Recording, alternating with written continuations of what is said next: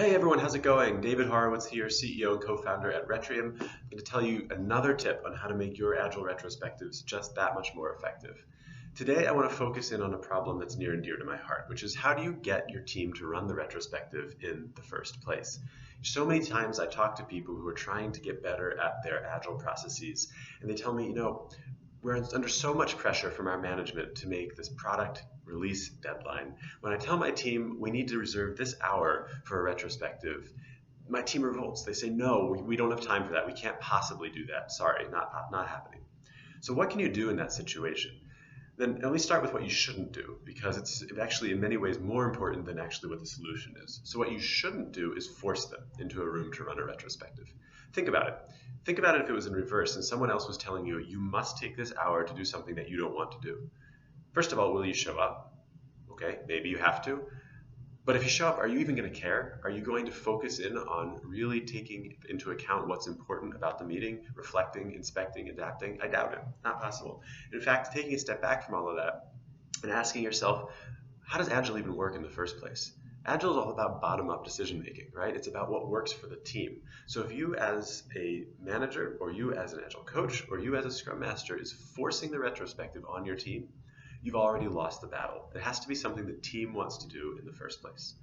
Okay, so how do you actually get there? Well, first of all, you know now, don't force it on people. But there are alternatives you can use to try to encourage the practice of retrospecting. The first thing you can do is get the context right, get the mindset right. In other words, don't say, hey, we need a whole block of time, we need a whole hour to try to retrospect here. You know what? These people are under a lot of pressure. They don't have time. Instead, let's do a 5-minute retrospective. Yes, you heard me right, 5 minutes. Maybe at your daily scrum in the morning, you say, you know what, guys, let's just hang out here for 5 more minutes. We're going to go over one more question, which is what's working for you? And maybe we add another one. What's not working for you? Just 5 more minutes. Let's just go around. Yes, it's a retrospective, but it's just going to take 5 minutes. You see what happens. People will start talking about what's working, what's not working. And maybe you get lucky and they hit on something really, really critical. And just from those 5 minutes, you get insights that otherwise you wouldn't have. And if you're the Scrum Master, now your job is to help remove those impediments, right? But even if you don't get lucky, and maybe nothing really good comes up from that 5-minute discussion, you've at least started to instill the practice of what in many ways is more of a heartbeat retrospective. It's very quick, right? Eventually what will happen if people start talking about what's working and what's not working is you'll realize that the 5 minutes that you've given them is already passed. You're actually on minute 10 now, because people are talking about something really interesting, something really important to them. Without knowing it, what you've done is you've encouraged the practice, you've created the context that enables people to start retrospecting in a better way.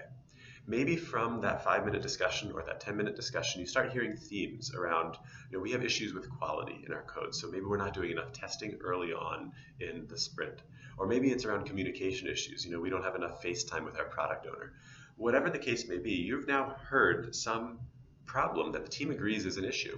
And if you can, maybe with the help of people on your team, go ahead and try to remove that impediment, try to make it better, you've just proven the value of the retrospective in a non-invasive way.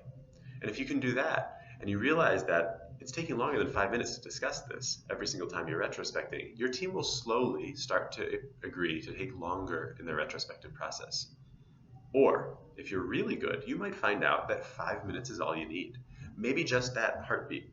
Let's just talk about it for 5 minutes is all you need as a team. And guess what? Then you've reduced the waste of a full hour and you've reduced the retrospective down to 5 minutes.